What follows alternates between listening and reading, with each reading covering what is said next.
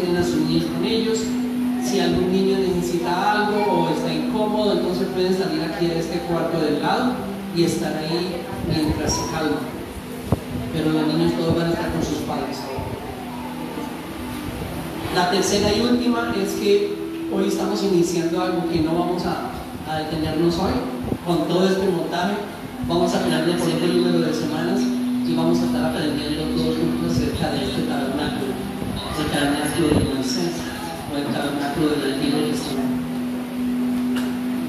Bien, ¿estamos listos? Entonces vamos a estar todos con mucho silencio, prestando mucha atención a todo lo que vamos a ver, porque todo esto nos va a ayudar a servir. Iniciemos.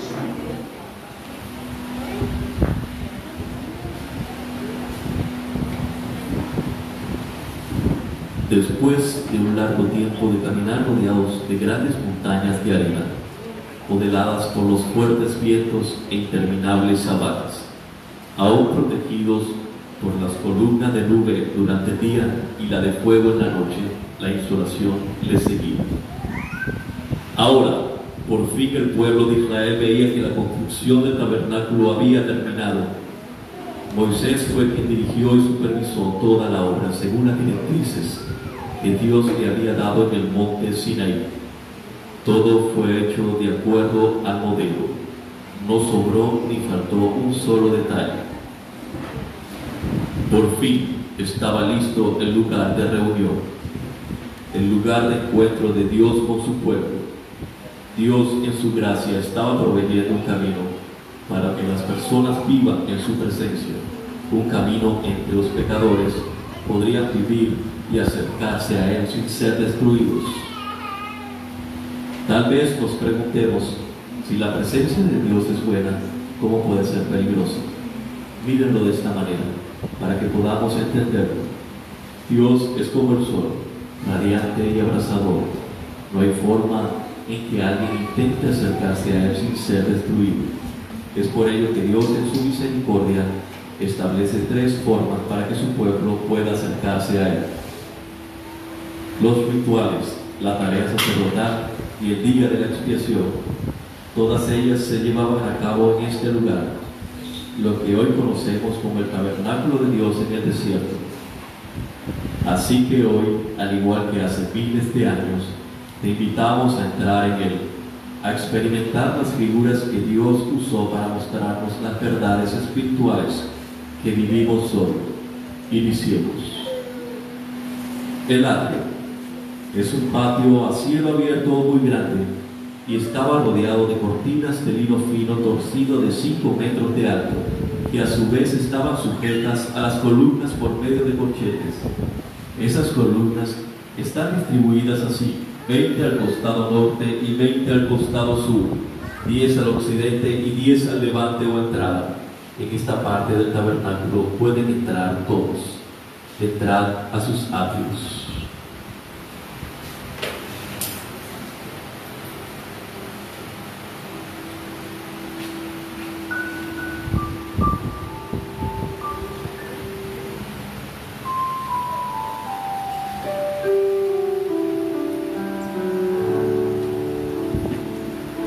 En los atrios estoy, Señor Jesús. He venido ante ti para ofrecer mi alabanza en gratitud. Eres digno, mi Jesús, de recibir la gloria y el honor. Aquí estoy, Señor, ante tu altar. Hoy entrego ante ti todo mi ser. Obra ahora en mi interior, haz un nuevo corazón, dirigido por tu Espíritu, Señor. Ven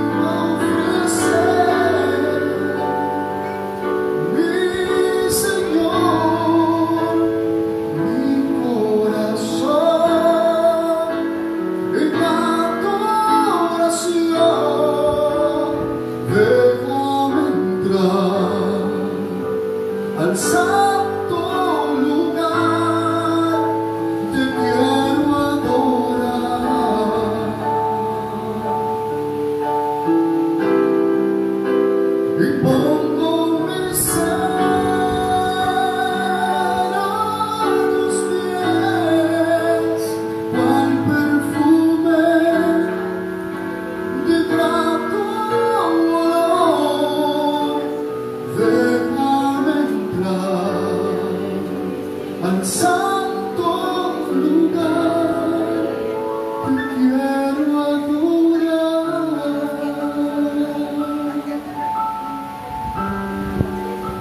te quiero adorar.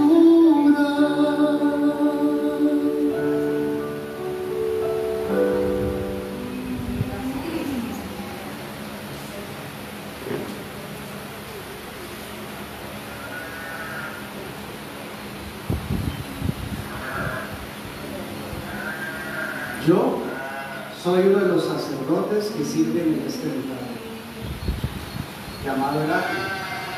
He sido encomendado por Dios para ayudar al pueblo a presentar sus holocaustos, ofrendas y sacrificios. Ministro en el altar de bronce. Este altar de bronce fue construido en madera de acacia y reforzado en bronce, completamente, todo reforzado en bronce. Es en este altar donde el pueblo viene a presentar sus ofrendas y sacrificios a Dios, ya sea para darle gracias o para que sus pecados sean cubiertos. Oh, miren, ahí viene un hombre a presentar sacrificio al Señor.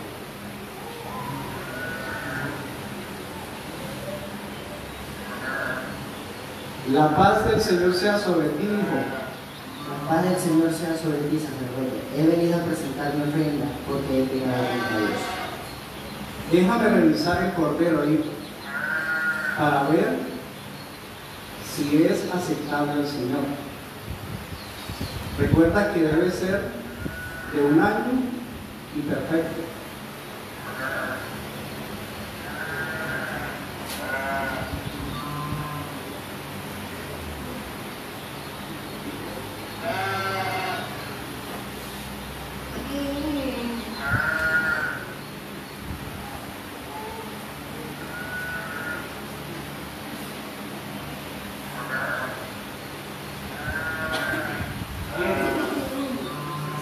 Muy bien. Ahora, hijo, vas a colocar tus manos sobre el cordero y vas a confesar todos tus pecados.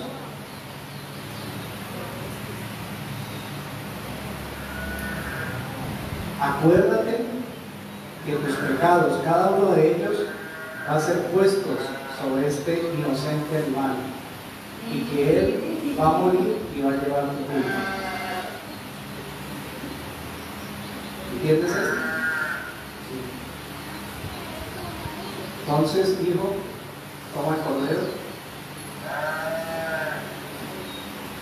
y haz lo que tienes que hacer. Procede a degollarlo.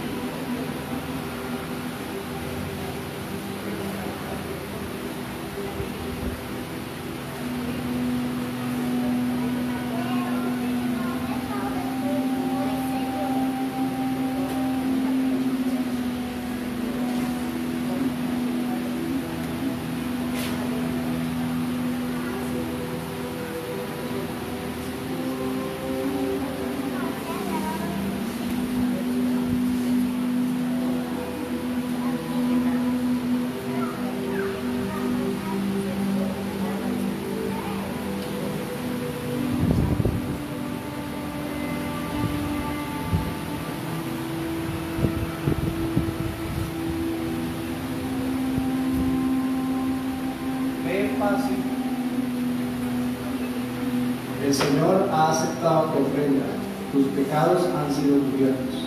Puedes ir en paz.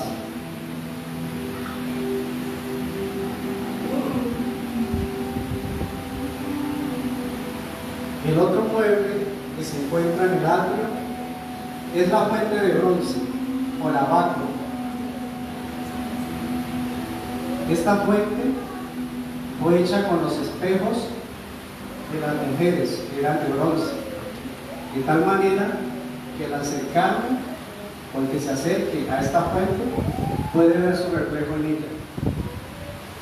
Tiene agua limpia y sirve para hacer el rito de la purificación. A diferencia del altar, a este solo tenemos entrada los sacerdotes.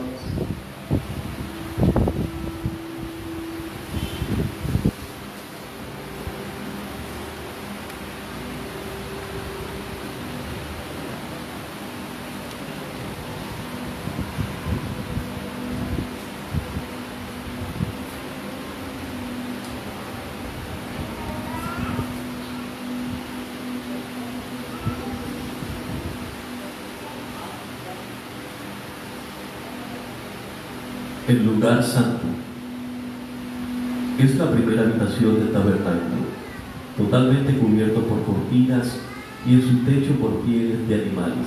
Es únicamente frecuentado por el sacerdocio que sirve dentro de él, a diferencia de los metales que fueron usados en el mobiliario del atrio, el cual fue bronce.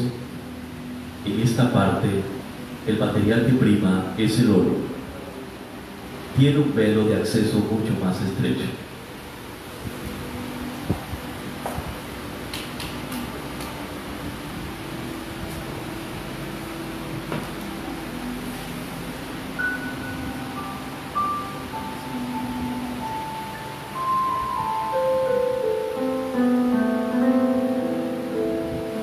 Señor, llévame a tus atrios, al lugar santo, al altar de bronce.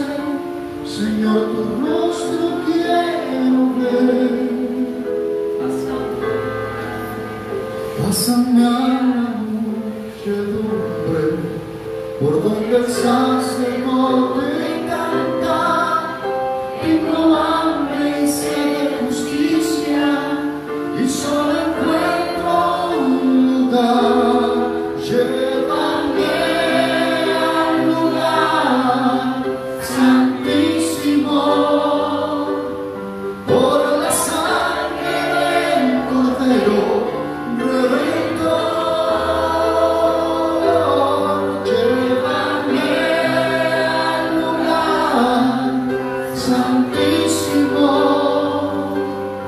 tócame, límpiame, heme aquí. Llévame al lugar santísimo, por la sangre del Cordero Redentor. Llévame al lugar santísimo, tócame, límpiame, heme aquí. Tócame, límpiame, heme aquí.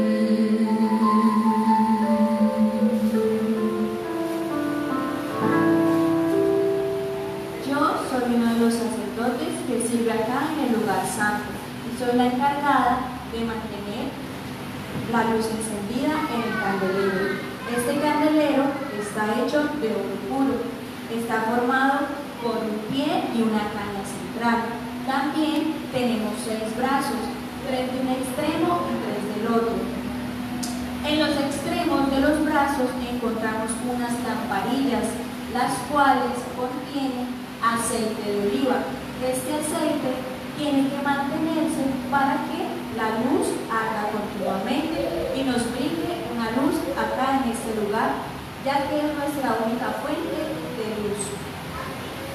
Esta pieza es hecha de oro puro. Todas sus decoraciones fue labrada a golpe de martillo. Sus brazos se desprenden de su pie central, haciendo de ella una pieza única y perfecta. Lo sobresaliente de esta pieza es que tanto la preparación que hacemos para las mechas como para los platillos también es importante y necesaria la provisión del aceite de oliva, porque de esta manera mantenemos una luz clara y brillante en este lugar.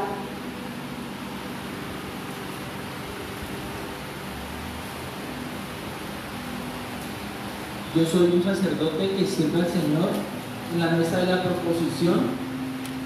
Esta mesa es hecha de madera de acacia, recubierta en oro. En ella encontramos los recipientes utilizados para todas las ofrendas líquidas. Y además tenemos 12 panes, uno por cada una de las tribus de Israel. Y estos panes los cambiamos cada sábado, cada día de reposo. Es una ofrenda perpetua y señal de gratitud al Señor por las bendiciones recibidas cada día.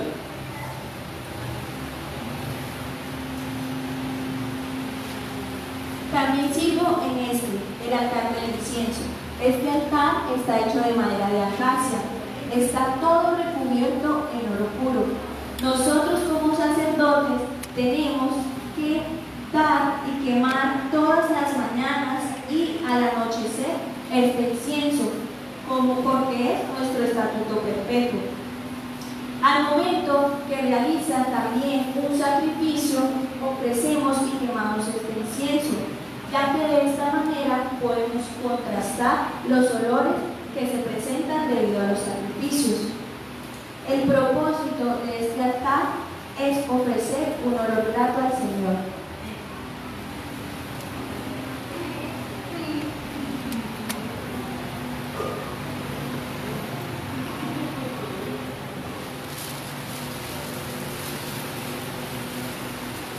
El lugar santísimo es la habitación principal y el centro del tabernáculo. A este lugar, la única persona que podía entrar, y solo una vez al año, es el sumo sacerdote, quien, habiendo pasado por todo el proceso de purificación y después de ofrecer el sacrificio, entraba en él para prepararse en nombre propio y a favor del pueblo para interceder y ofrecer la sangre de expiación por el pecado del pueblo. El arca del pacto es el único mueble que encontramos aquí detrás del lugar santísimo. Está hecha de madera de acacia y está cubierta de oro por dentro y por fuera. Dentro del arca encontramos 3 elementos que forman parte del testimonio de Dios con su pueblo Israel. Entre ellas están las tablas de la ley, que son los 10 mandamientos que estas resumen la ley de Dios. Asimismo, tenemos la vara de Aarón, que floreció como testimonio de que Dios lo eligió a él y a sus descendientes para que sirviéramos aquí en el santuario. Asimismo está el maná. El maná fue el alimento que Dios proveyó en el desierto al pueblo de Israel hacia la tierra prometida. Esto como promesa y provisión divina de Dios. El arca tiene una cubierta de oro llamada propiciatorio. El propiciatorio es el punto de encuentro entre Dios y su pueblo. Allí hay 2 figuras llamadas querubines. Estas también están hechas de oro. Allí es el punto de encuentro de Dios con su pueblo. Y solamente una persona, el sumo sacerdote, puede entrar una vez al año, el día de la expiación, donde allí se ofrecen la sangre del sacrificio por los pecados del pueblo y por sus pecados. ¡Oh, miren! Ahí viene el sumo sacerdote.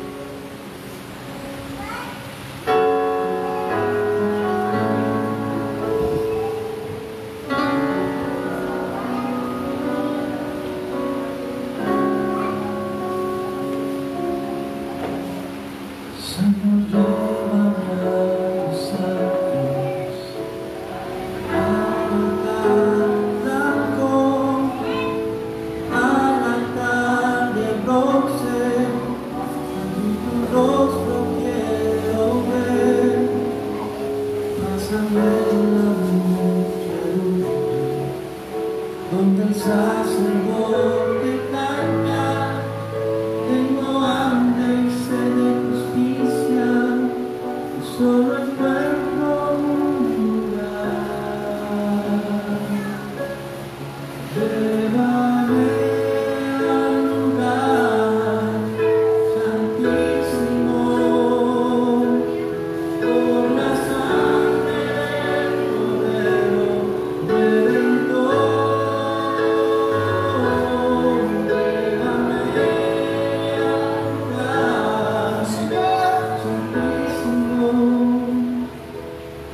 Ten piedad de nosotros, Señor. Ten piedad de tu pueblo, Señor. Te ruego que este sacrificio sea grato para ti, Señor. Puedas perdonar las ofensas. Que sea como un olor fragante, Señor.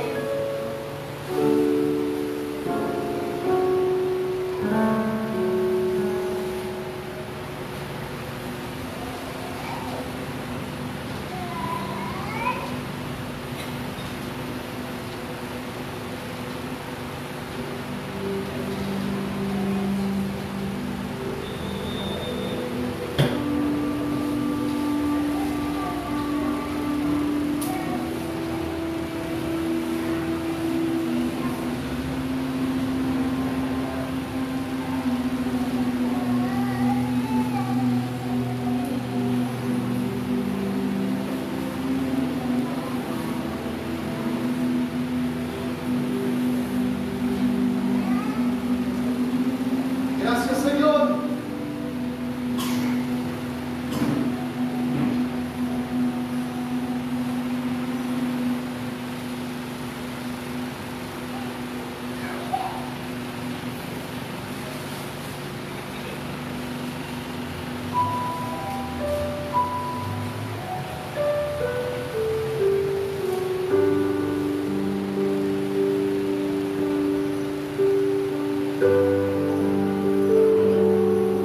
El Señor ha perdonado nuestros pecados.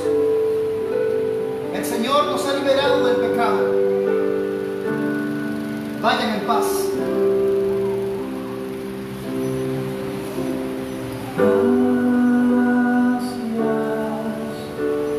Gracias, Señor. Gracias, mi Señor Jesús.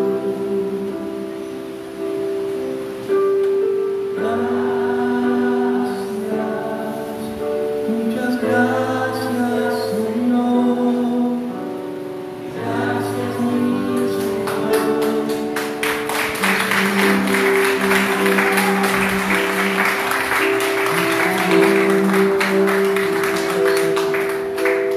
Esta salvación de tu amor es nueva en mi corazón. No sabré agradecer lo que has hecho por mí.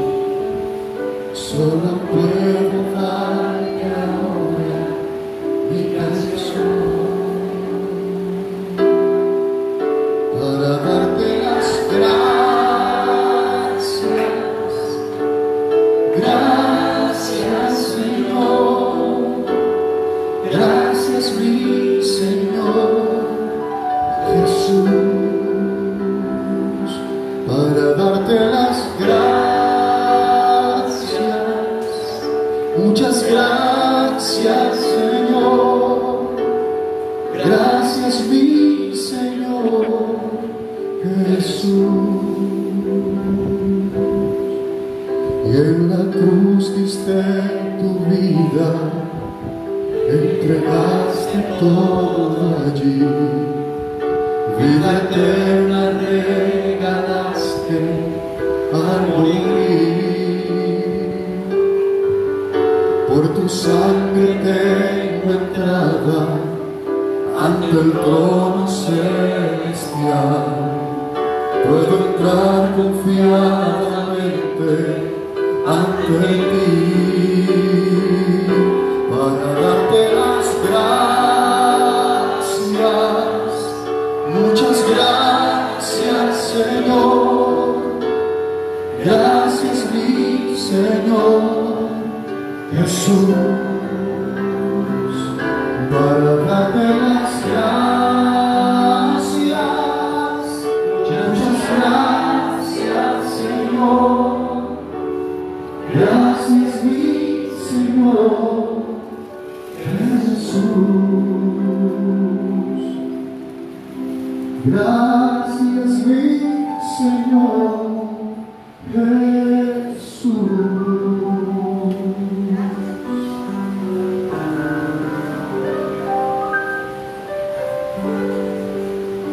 Bien, Dios diseñó este tabernáculo.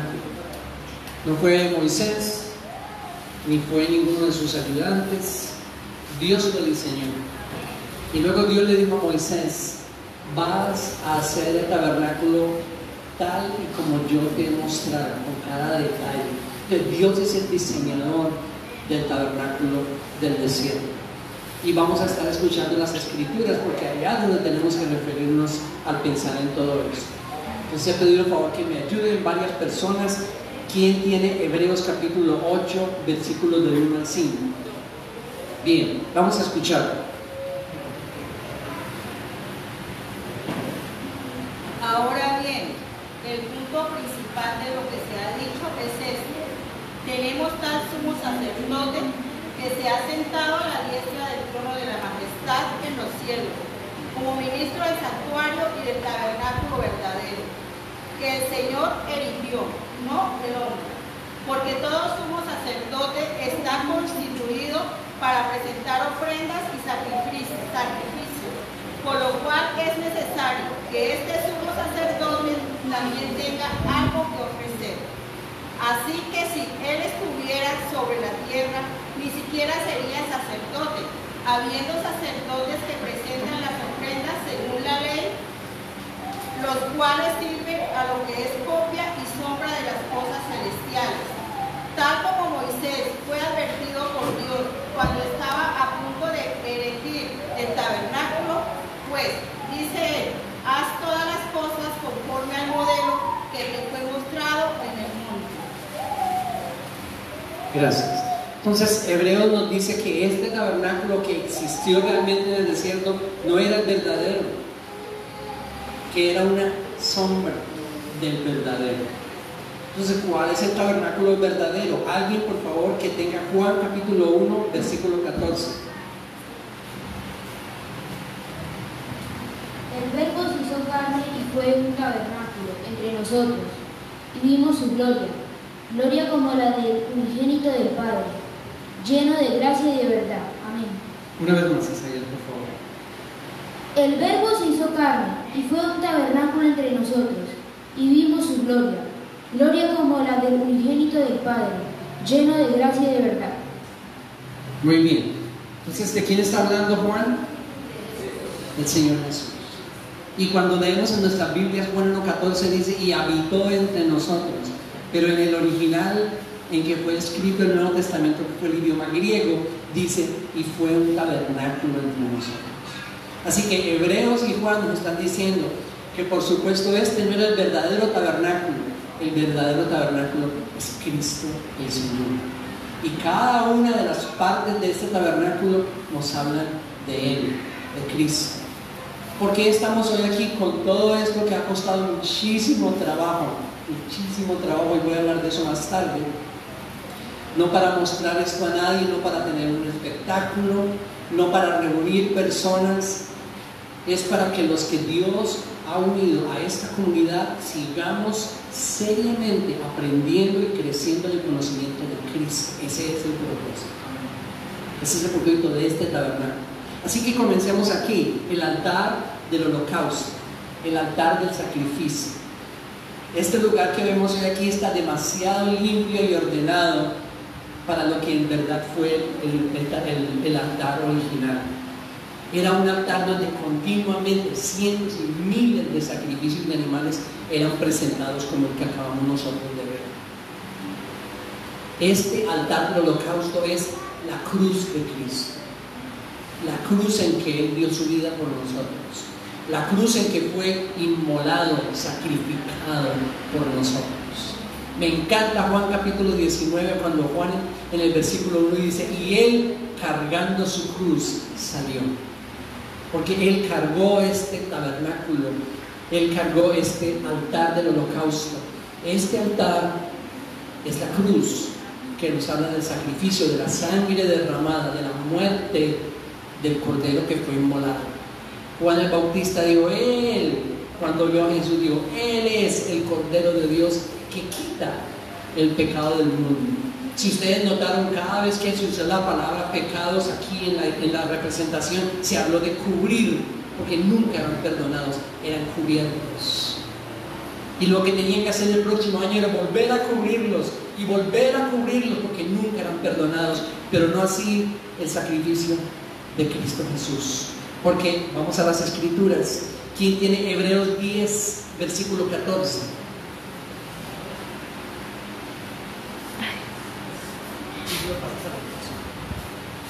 Gracias. Hebreos 10, 14. Porque por una ofrenda Él ha hecho perfectos para siempre a los que son santificados. Una vez más, Adriana, por favor.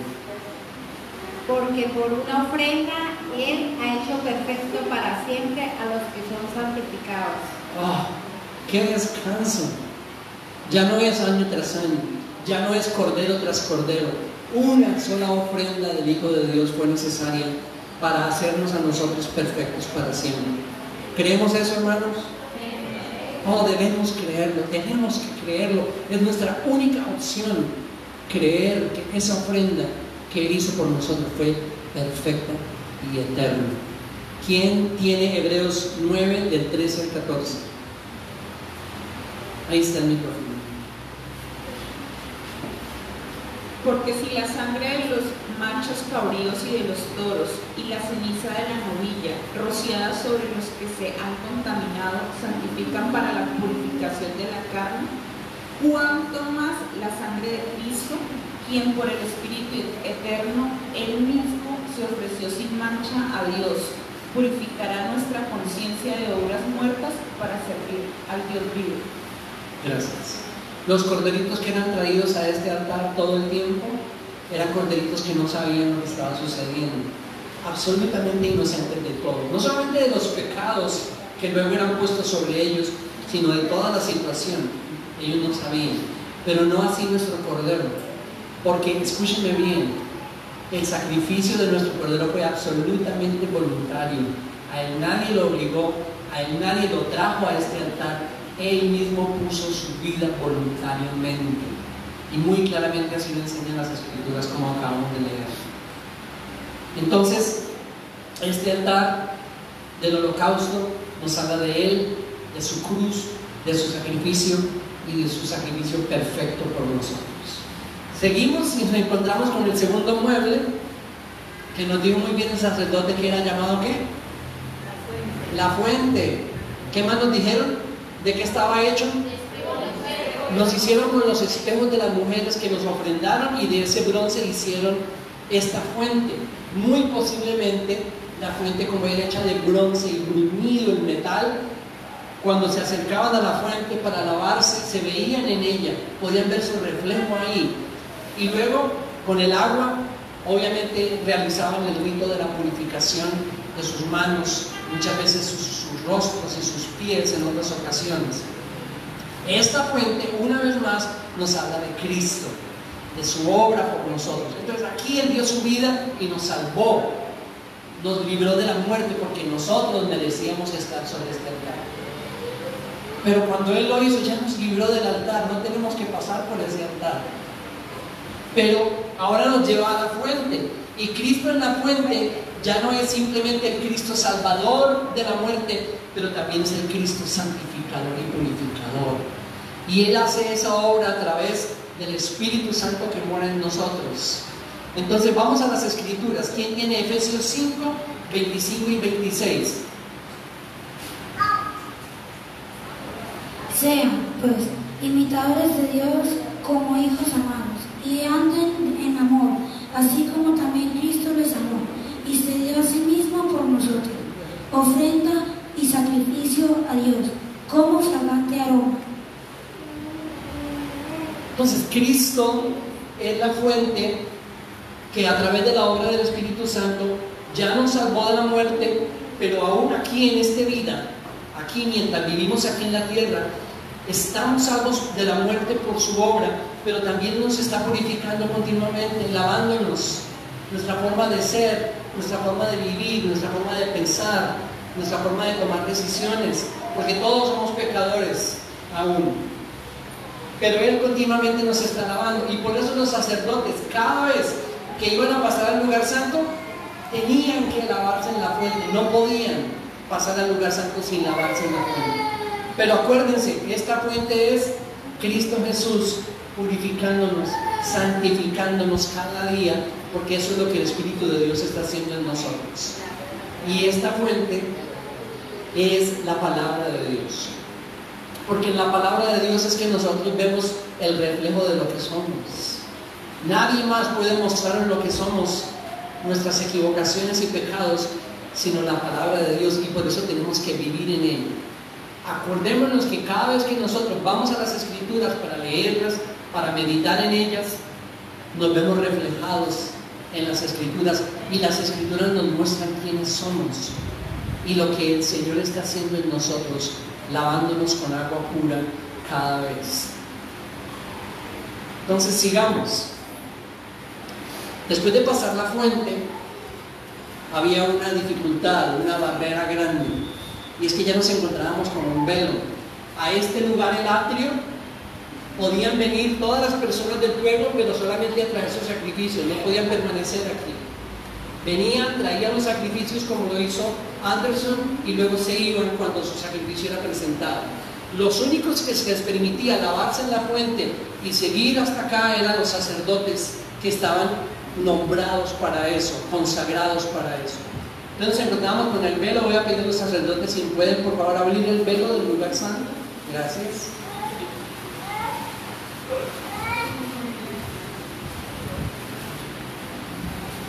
Y nos dijeron los sacerdotes que lo primero que encontramos en el lugar santo es este candelero.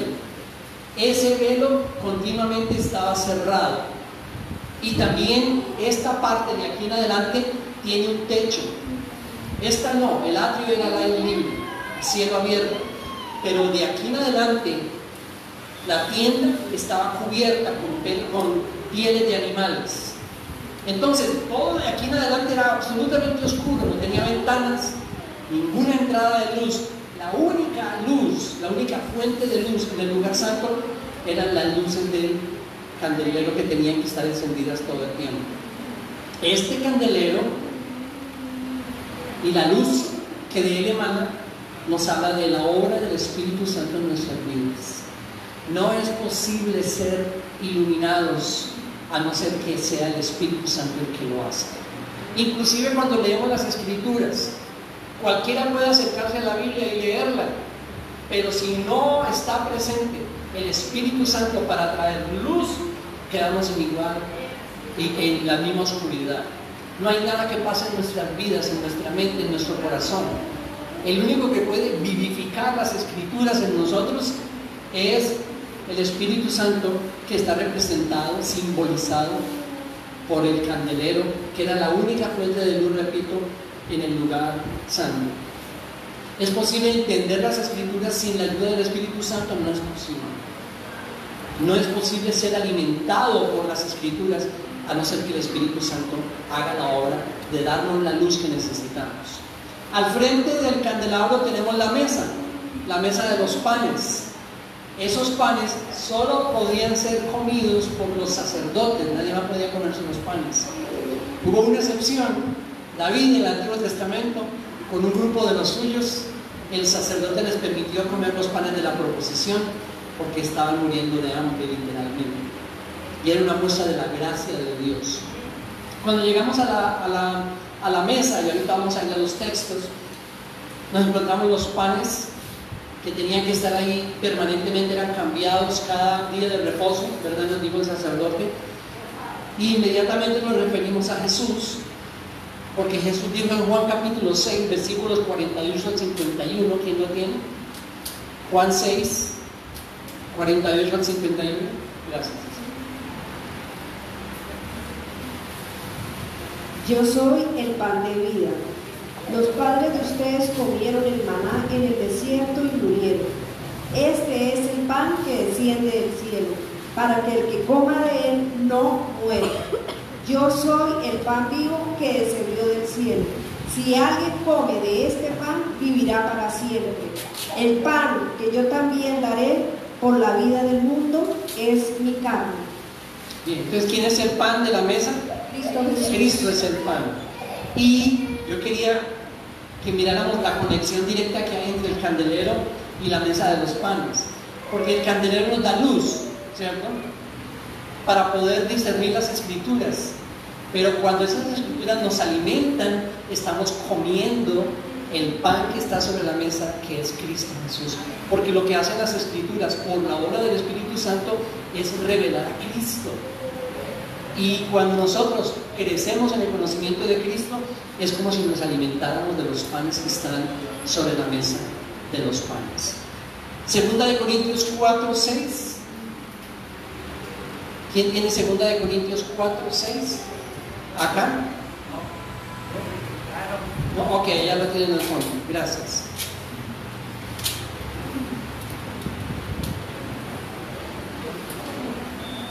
Pues Dios, que dijo: de las tinieblas resplandecerá la luz, es el que ha resplandecido en nuestros corazones para iluminación del conocimiento de la gloria de Dios en el rostro de Cristo. Muy bien. ¿Y 2 Corintios 3, 17, 18?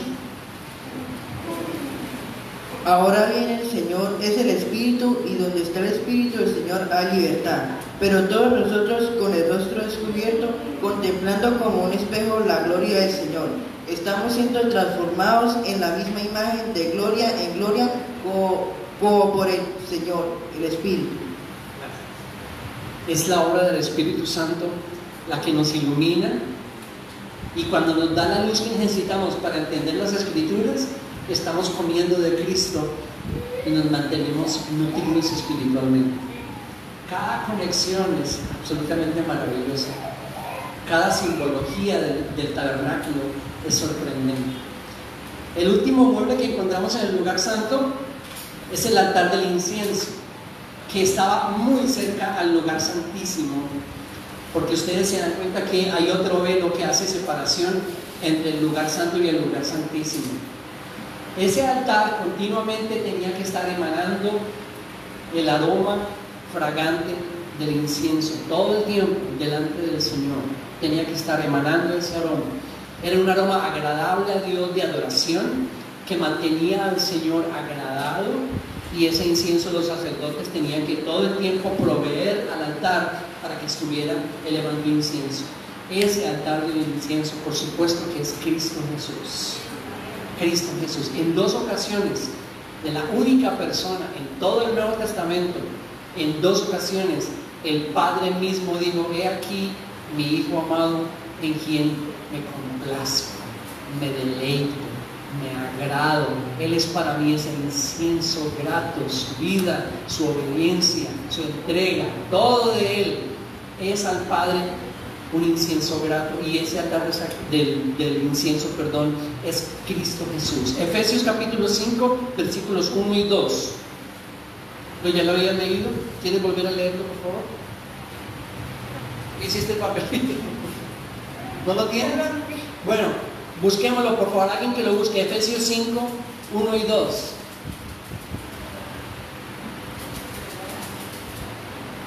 Bien, léelo. Sed pues imitadores de Dios como hijos amados, y andad en amor, como también Cristo nos amó y se entregó a sí mismo por nosotros, ofrenda y sacrificio a Dios en olor fragante. Ahí está, ofrenda y sacrificio a Dios en olor fragante. Él es el olor fragante, no nosotros, hermanos. Él. Si nosotros estamos en Él, entonces nos convertimos en olor fragante para Dios. Pero fuera de Él, es mejor no presentarnos para nada. Tenemos que estar en Cristo. Entonces, el tabernáculo, todo el tabernáculo, Cristo. El diseño, pensando en Él. El altar del holocausto, la cruz. La fuente, la obra santificadora de Cristo por el Espíritu Santo. El candelero, la iluminación, la luz que nos da el Espíritu de Dios para entender las Escrituras. Y cuando hacemos eso, somos alimentados con los panes que están sobre la mesa. Jesús dijo: yo soy el pan que descendió del cielo. Y su vida, su entrega, su obra, su amor, su misericordia, todo eso son olor fragante, que es el altar del incienso que estaba entre el lugar santo y el lugar santísimo. Ahora, como dijo alguien en estos días, al acercarme al lugar santísimo me da temor. Y quiero confesarles que en el primer ensayo que tuvimos, yo estaba absolutamente impactado, solo con el ensayo. Y también cuando comenzó el sumo sacerdocio entrada, Connie dijo: oh, yo me estoy imaginando al Señor Jesús pasando por cada uno de esos muebles del tabernáculo. Cuando llegamos al lugar santísimo, nadie podía entrar ahí. Nadie. Es más, en el último ensayo que tuvimos esta mañana, mientras Eliana, que era el sacerdote que está en el lugar santísimo, estaba ensayando su porción, una parte del velo se cayó. Entonces yo le dije: Eliana, en este momento lo que tienes que hacer es caer muerta, porque eso era exactamente lo que sucedía si alguien entraba al lugar santísimo, excepto el sumo sacerdote una vez al año. Necesito el sumo sacerdote, si por favor quiere venir, porque yo no voy a entrar sin ir al lugar santísimo. Cuando llegábamos aquí al final del lugar santo, nos encontrábamos un velo que hacía separación entre el lugar santo y el santísimo. Nadie podía pasar ese velo, nadie, excepto el sumo sacerdote. Es más, no lo dicen las escrituras, pero lo dicen tradiciones muy serias de judías de ese tiempo. Cuando el sumo sacerdote entraba, en sus vestiduras, que era una túnica grande, él llevaba una campanita, una granada, una campanita, una granada, una campanita. Entonces, cuando el sumo sacerdote andaba, todo el tiempo se estaba escuchando el sonido de las campanitas. Cuando él entraba al lugar santísimo, nadie podía entrar allá con él. ¿Cómo sabían que él se estaba moviendo alrededor del arca del pacto? Por las campanitas. Pero había una dificultad. Si el sumo sacerdote entraba al lugar santísimo y no había presentado un sacrificio acepto por él y por el pueblo, por sus pecados, él iba a morir inmediatamente en el lugar santísimo. Entonces no sabemos si ocurrió, pero si ocurría, las campanitas dejaban de sonar y se escuchaba un ¡pum! Si esto sucedía, nadie podía entrar por él. Todo el que entraba moría. Entonces dice la tradición que amarraban un hilo al dedo gordo de su pie, una cuerda, y él entraba y los demás sacerdotes estaban pendientes de la cuerda, por si él llegaba a morir, tenían que arrastrarlo y sacarlo por debajo del velo. Así de serio era el lugar santísimo. Ya tenemos al sumo sacerdote.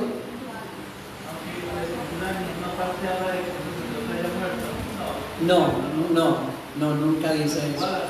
Bueno, sí, no murieron en el lugar santísimo, el sumo sacerdote no. Murieron otros sacerdotes en el lugar santo. Nadab y Abiú, hijos del sacerdote Aarón, murieron presentando incienso en el altar del incienso. Fueron calcinados instantáneamente. Y los demás sacerdotes tuvieron que entrar para sacarlos, sus cadáveres, o sus restos, sus residuos, porque habían muerto allá.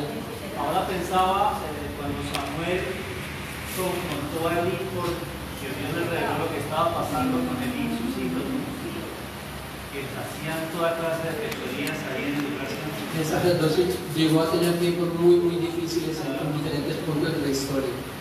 Y en Samuel, vente así como estás.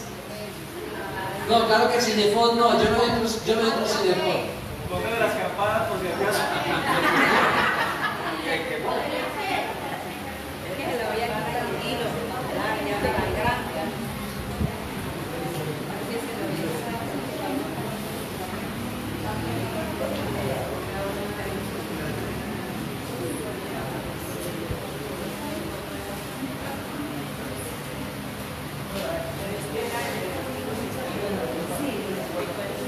Bueno, mientras viene Samuel, les voy diciendo que sí. No se habla de sumo sacerdote mujer. No.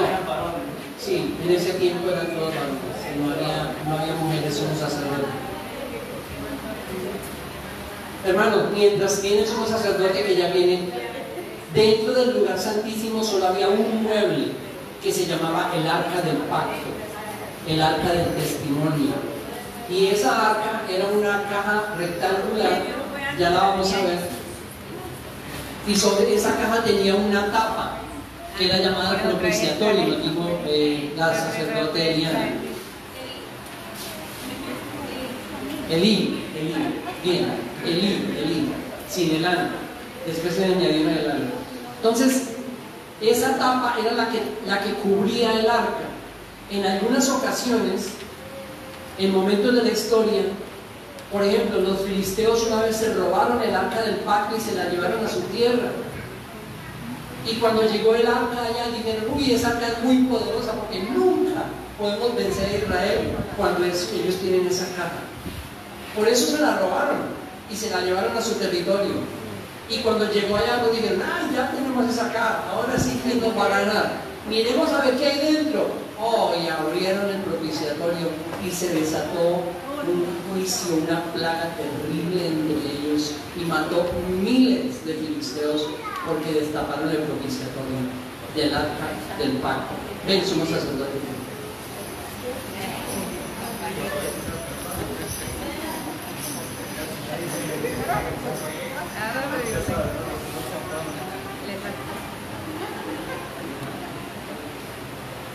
Bueno, miren, el sumo sacerdote,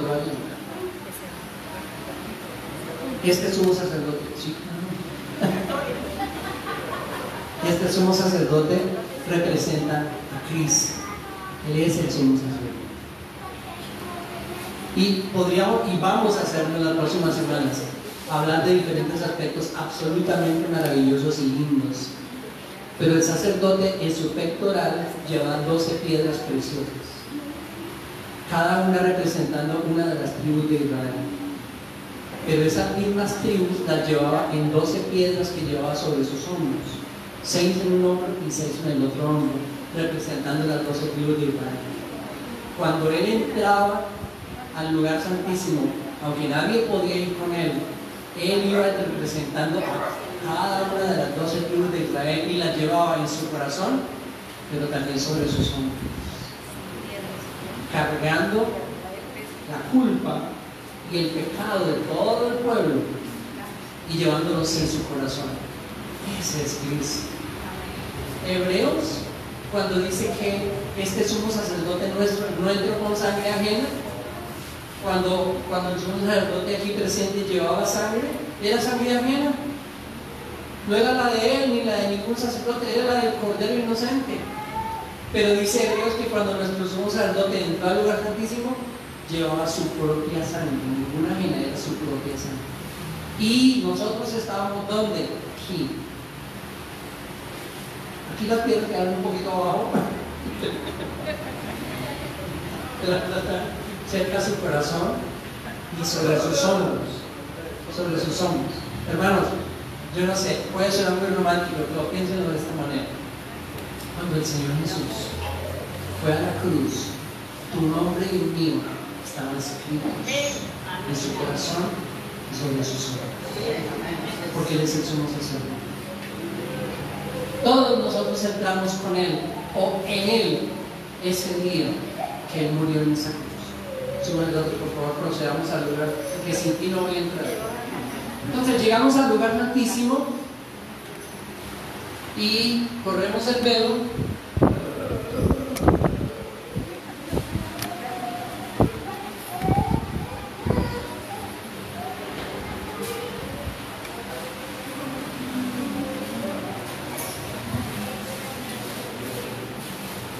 Obviamente lo que estamos haciendo nosotros hoy no era lo que ellos hacían en ese tiempo. Solo Él podía entrar y podía ver el arca, nadie más podía ver. Pero nos encontramos con el arca, la caja de la que les estaba hablando, el propiciatorio, y esta tapa, sobre esa tapa estaban fundidos con la misma tapa los dos querubines, que eran los querubines de protección. ¿Se acuerdan que en Génesis, cuando el hombre fue expulsado del huerto, Dios colocó dos querubines para guardar el árbol de la vida? Aquí están los dos querubines guardando la presencia del Señor.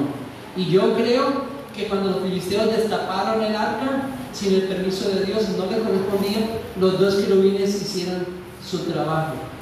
Y comenzó la mortandad entre ellos hasta que volvieron a tapar el arca y dijeron: devolvámoslo.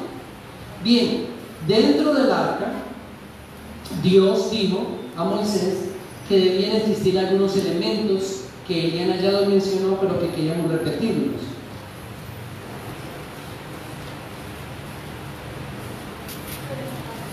Entonces, lo primero que encontramos dentro del arca son las tablas de la ley.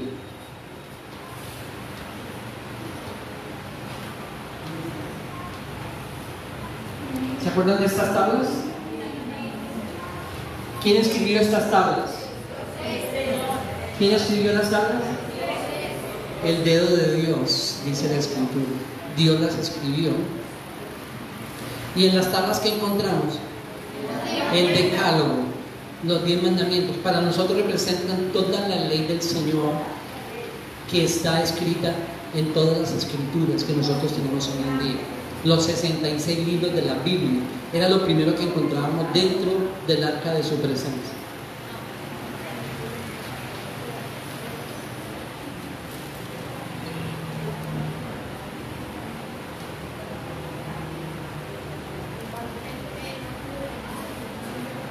Lo segundo que encontramos en el arca, dentro del arca, Dios dijo: metan ahí la vara de Aarón que reverdeció.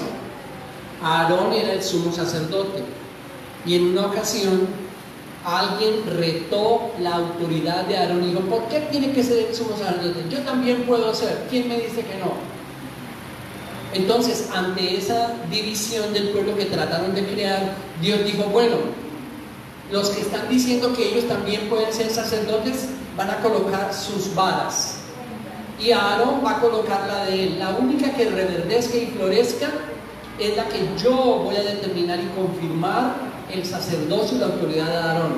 Y a la mañana siguiente la única vara que reverdeció fue la vara de Aarón. Y Dios dijo: métanle la vara que reverdeció dentro del arca. Y esta es la autoridad sacerdotal de Cristo Jesús, ya no de Aarón. Nosotros no estamos bajo el sacerdocio de Aarón, estamos bajo el sacerdocio de Cristo. Y la vara habla de su autoridad única y completa. Y también, Juan, ¿vas a leer el texto? Juan iba a leer el texto.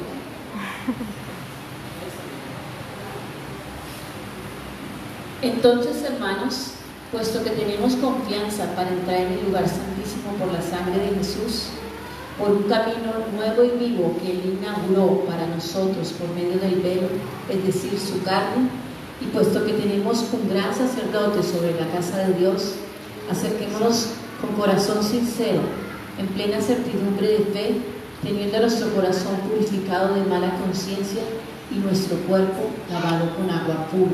Amén, muy bien. ¿Qué era el tercer elemento que se encontraba dentro del arca? El maná. El maná. El maná que Dios envió desde el cielo para alimentarnos en el desierto. Entonces acordémonos del maná, como Dios envió el maná no iban a comprarlo al éxito, no había dónde adquirirlo, no había dónde ir a comprar alimentos, y la única forma de sobrevivir era por el alimento que Dios daba cada día para ellos. El maná no podían ahorrarlo o guardarlo, tenían que ir a recogerlo cada día, excepto el día de reposo. Pero en el arca del pacto estaba la tercera cosa, el maná que Dios les dio desde el cielo.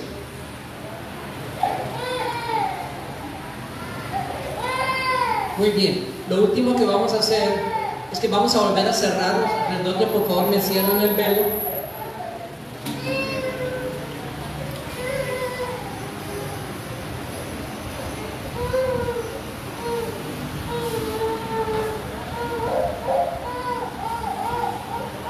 Voy a pedir ahora que los sacerdotes ya no van a ayudar, solamente el sumo sacerdote representando a nuestro sumo sacerdote. Y vamos a volver a leer el texto. Juan, ¿quiere repetir el texto, por favor?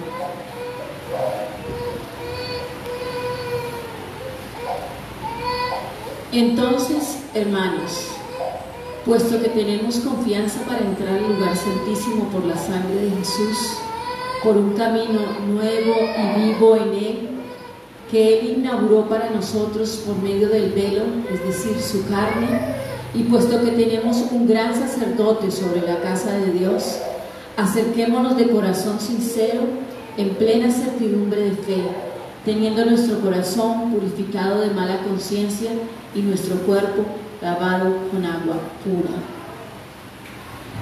¿Qué significa eso? No se te ocurra nunca, ni a ti ni a mí ni a ninguno de nosotros, tratar de acercarnos a la presencia del Señor sin el sumo sacerdote Jesús. No se nos ocurra nunca pretender acercarnos al lugar santísimo, a la presencia de Dios, porque nosotros somos muy buenas personas, porque nos portamos muy bien, porque somos muy buenos cristianos, porque hacemos buenas cosas. Nunca. Acordémonos que Isaías dice que nuestras justicias son para el Señor un trapo de inmundicia. La única forma en que podemos y debemos acercarnos. Por eso dije, yo no voy a entrar al lugar santísimo sin el sumo sacerdote. Pero con todo respeto, no este. Aunque él está representado en su mayoría. Nos acercamos, dice el texto, confiadamente, sin temor, porque lo que hizo nuestro sumo sacerdote fue tomar ese velo, ahora sí se mueve,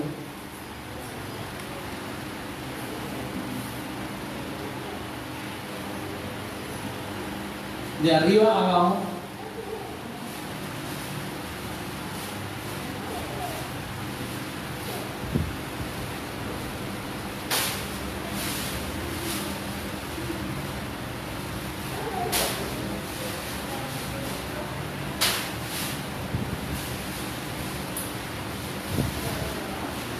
lo rompió, lo acabó para siempre. La separación que había entre la presencia de Dios, la gloria de Dios y nosotros, su creación, se acabó en Cristo. Nunca más. Para los que estamos en Él. Eso no sucedía desde el día en que en Génesis capítulo 3 Dios expulsó al hombre de su gloria y de su presencia. Y yo siempre me refiero a eso como la gloria que perdimos. En Cristo Él la recuperó para nosotros. Y ese velo, el día que Jesús murió, cuando Él expiró y dijo, Padre, en tus manos encomiendo mi espíritu, y murió, dice que el velo se rasgó de arriba a abajo, no de abajo arriba, nunca del hombre hacia Dios, de Dios hacia el hombre.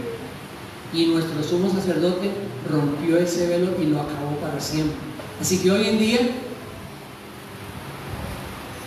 día todos nosotros podemos acercarnos y entrar al lugar santísimo. Y yo solo quiero que de una forma simbólica, algunos de ustedes vengan, los que quieran, algunos, vengan y pasen por todo esto y vayan al lugar santísimo y miren el arca de la presencia de Dios confiadamente. Vengan, Antonio.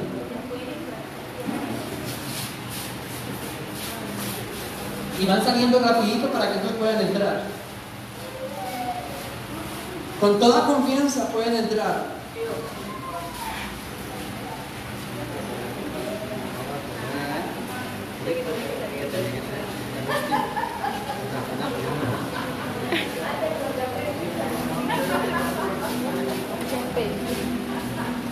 Yo pensé que ya sabía el vestido.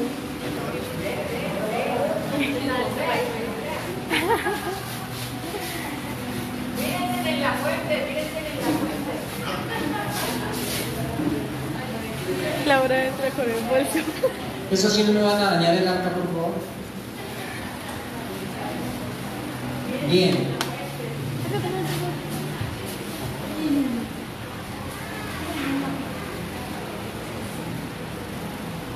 Anderson era el primero que podía entrar porque él presentó su sacrificio.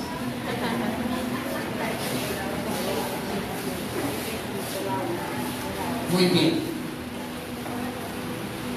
Entonces lo que queremos hacer ahora es, queremos cantar juntos estas canciones que hemos escuchado, queremos pensar en todo esto. Y repito, aquí va a estar por un tiempo y vamos a seguir aprendiendo juntos y creciendo en el conocimiento de Cristo a través del tabernáculo del desierto. Entonces, también si no ponemos en pie, vamos a orar y cantamos estas canciones antes de tener los anuncios y la ofrenda para despedirnos.